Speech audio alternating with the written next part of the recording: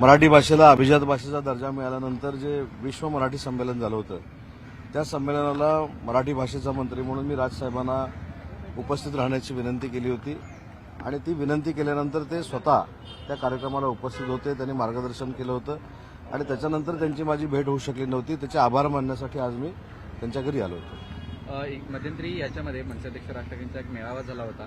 काहीसा रोग जो आहे हा तुमच्या शिवसेनेकडे सुद्धा त्यांचा होता. पुन्हा सुरू जुळतायत का मनसेअध्यक्ष राज ठाकरेंची तुमची? नाही, मला असं वाटतं की आता जी चर्चा झाली ती मराठी भाषेसंदर्भात झाली. विश्व मराठी संमेलन झाले त्याच्या बाबत चर्चा झाली.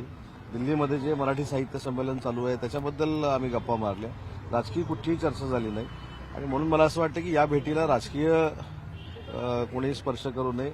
ही अतिशय साधी आणि सिंपल भेट होती. राजसाहेबांचा समोर चर्चा केल्यानंतर गप्पा मारल्यानंतर अजून काही गोष्टी कळतात आणि म्हणून मगाशी जसं म्हटलं की तुम्ही अशा पेहरावामध्ये आलो, अशी काही राजकीय भेट नव्हती. फडणवीसांनी भेट घेतली होती त्यानंतर तुम्ही भेट घेताय म्हणून राजकीय काही चर्चा झाली का? कारण दोन राजकीय नेते भेटल्यानंतर राजकीय चर्चा होणार नाही. राज ठाकरेंची भेट घेत असताना आता शिवसेनेचे नेते सुद्धा राज ठाकरेंची भेट घेत आहेत. राजसाहेब हे असं एक व्यक्तिमत्व आहे की राजकारणाच्या पलीकडे जाऊन जरी त्यांच्यावर गप्पा मारल्या तरी आपल्या ज्ञानामध्ये भर पडते आणि म्हणून या भेटीकडे कुठेही राजकीय दृष्टिकोनातून आपण बघू नये.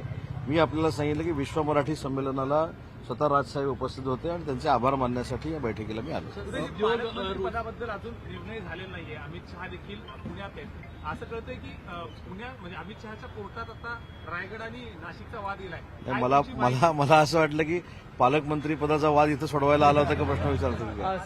मला असं वाटतं की अमित शहा साहेबांबरोबर जी काही शिंदे साहेबांची बैठक आहे ते प्रशासकीय बाबींबरोबर आहे. महाराष्ट्रामध्ये जी काही विकासाची कामं चालू आहेत त्याचं प्रेझेंटेशन अमित शहा साहेबांच्या समोर आहे. केंद्रामधनं जास्तीत जास्त निधी कसा आणायचा याबाबतची चर्चा आहे आणि अमित शहा साहेबांच्या शुभ हस्ते 20 लाख लोकांना घरं देण्याचा आजचा उपक्रम आहे आणि मला असं वाटतं